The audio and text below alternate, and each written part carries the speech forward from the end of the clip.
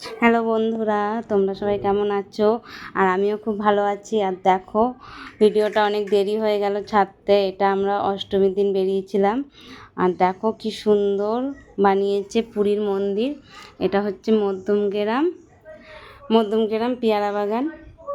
আর দেখো মন্দিরটা দেখো কি সুন্দর বানিয়েছে। প্যান্ডেলটা এত সুন্দর, ভেতরটাও চলো তোমাদেরকে দেখাই। খুব সুন্দর করেছে। আর দেখো ভেতরের ঝাড়বাতিটা দেখো, এটা তো খুব সুন্দর। আর ভেতরেও আরেকটা ঝাড়বাতি আছে, দেখতে পাবে তোমরা, খুব সুন্দর। আর চারিদিকে শুধু জগন্নাথের ছবি। এখন মা দুর্গাকে নমস্কার করে নিলাম। আর মা দুর্গার মুখটা এত মিষ্টি, খুব মিষ্টি লাগছিল। আর এদিকে জগন্নাথ, ওইদিকেও জগন্নাথ, চারিদিকে সব জগন্নাথ। আর দেখো মা দুর্গার মুখটা দেখো, খুব সুন্দর। আর এদিকে লক্ষ্মী, কার্তিক, গণেশ, সরস্বতী, সবাইকে খুব মিষ্টি লাগছে, খুব সুন্দর, দারুণ লাগছে। আর তোমরা চাইলে এই প্যান্ডেলে চলে আসতে পারো। দেখো খুব সুন্দর, মার মুখটা দেখো। আমার তো খুব ভালো লেগেছে প্যান্ডেলটা, এত সুন্দর। চারিদিকে শুধু জগন্নাথের ছবি। এই পাশেও জগন্নাথ, বলরাম, সুভদ্রা সবাই আছে।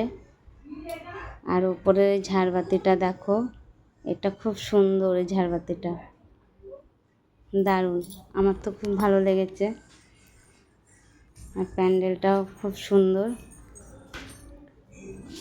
দারুণ, খুব সুন্দর। আবারও মাকে নমস্কার করলাম। এবার চলো আমরা বেরিয়ে যাই। হয়ে গেছে মার মুখ দেখা, প্যান্ডেলও ঘোরা হয়ে গেছে।